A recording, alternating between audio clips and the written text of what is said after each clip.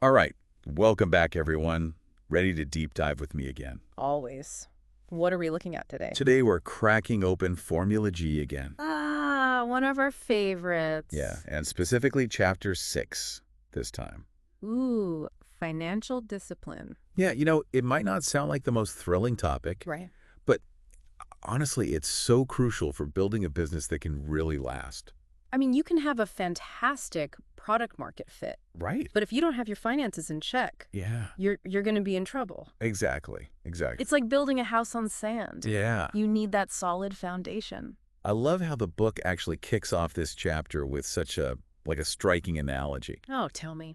They compare a lack of financial discipline to being a shopaholic. Oh, okay. And we've all been there, right? Oh, yeah, for sure. I mean, little impulse purchases here and there. Exactly. But imagine like scaling that up to a business level. Oh, yeah. Like those little splurges turn Yeah. into these major expenses that can really like sidetrack your growth. Absolutely. And it made me think about how often in leadership meetings do we get so caught up in debating tiny expenses? Yeah. We're haggling over $100 here, $200 there, Right. when really we should be looking at the bigger financial picture. Exactly. Yeah.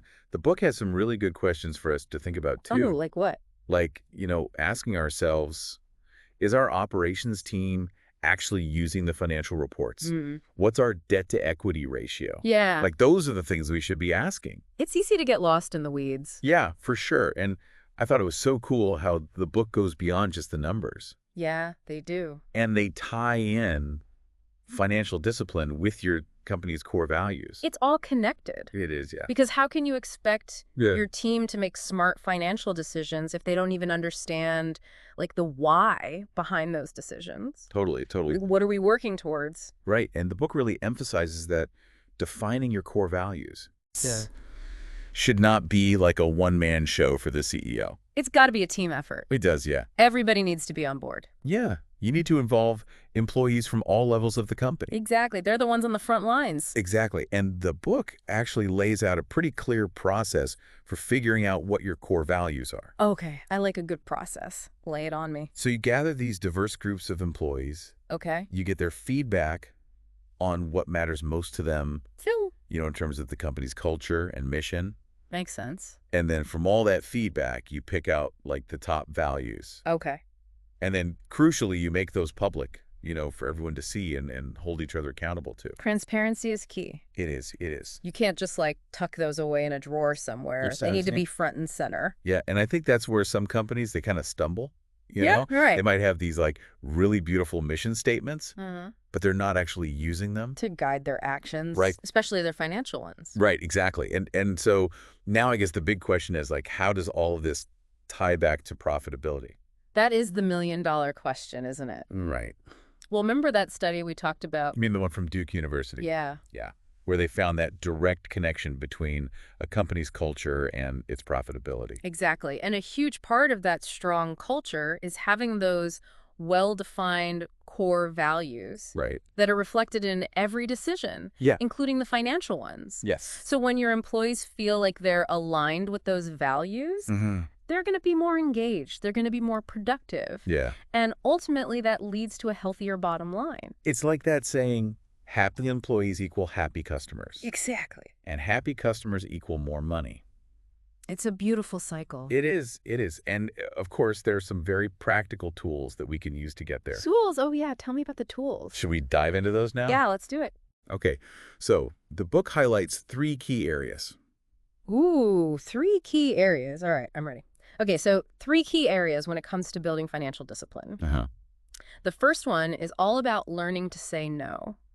Okay. I like that. And I don't just mean to your kids when they're begging for candy at the checkout line. Right. Right. This is about saying no to those expenses that look tempting, Yeah. but aren't really necessary for your business to grow. It's tougher than it sounds, though. It is, yeah. But the book actually has some really good advice on how to do this effectively Okay. without damaging relationships or burning bridges. Right. It's all about framing it in a positive way Uh-huh. and focusing on the bigger picture and what you're really prioritizing as a company. I like it. All right. So that's saying no. What's tool number 2? Tool number 2 is maintaining optimum inventory. Oh, inventory management. Yeah, this is where it gets kind of interesting Okay. because there's no magic formula here. Right. It's not one size fits all. No, not at Yeah. all. You don't want to have too much inventory just sitting around gathering dust. Right. But you also don't want to run out of stuff and disappoint your customers. Absolutely. It's all about finding that sweet spot. Finding that sweet spot. Yeah. And that sweet spot is going to be different for every business. Yeah, of course. It depends on your industry, Uh, the perishability of your product, right. your sales cycles, all sorts of factors. It makes me think about those businesses that did so well during the pandemic Oh, yeah. because they were able to adjust their inventory strategies so quickly. Right. They saw the shift in demand Yeah. and they adapted. Yeah, like all those companies selling hand sanitizer and home workout equipment. Exactly. They were ready for it. Yeah, and then the third tool, if I'm remembering correctly, is all about risk management. Yes, risk management, huge one. Yeah? And this is something the book really drives home. Okay. Risk management shouldn't be something you only think about when, like, disaster strikes. Yeah, you don't want to wait till the roof is caving in. Exactly. It needs to be proactive, ongoing, like built into your business strategy from day one. It's like having an emergency fund, Yes, but for your whole company. exactly. Exactly. And the book uses the COVID-19 pandemic as a case study. Oh, interesting. Yeah. They highlight the companies that were prepared Uh-huh. versus those that were totally caught off guard. I remember reading about that. It was amazing how some companies, Right. they had this really strong financial discipline in place, Yeah. and they weathered the storm so much better. So much better than those who hadn't planned ahead. Yeah, exactly. One of the examples they give is Hindustan Unilever in India. I don't know that one. So they were able to not only protect employee salaries and bonuses during the pandemic, Wow. but they also made like significant charitable donations. Really? Yeah, talk about living your core values. That's incredible. It shows that financial discipline isn't just about surviving. Right. It's about thriving even when things get tough. Yeah. And being in a position to help others when they need it most. Exactly. Exactly. And, this whole conversation, it makes me think about how important it is for leaders to not just understand these concepts, Right. but to be able to communicate them effectively to their teams. Yeah, communication is everything. Because at the end of the day, Yeah. financial discipline isn't just about numbers on a spreadsheet. No. It's about people. It's about the people, yeah. It's about making sure your team feels secure, Uh, empowered, and like aligned with the company's vision. and when you can achieve that, the profitability will follow. Absolutely. Couldn't have said it better myself.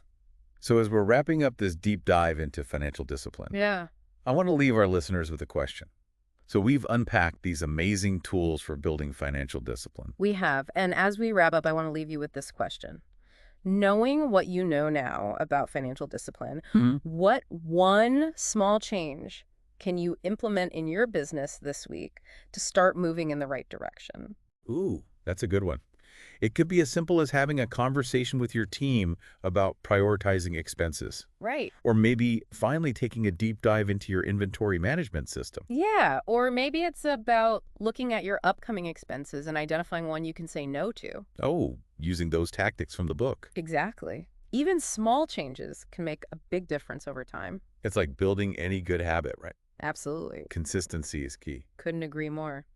Remember, financial discipline, it's a journey, not a destination.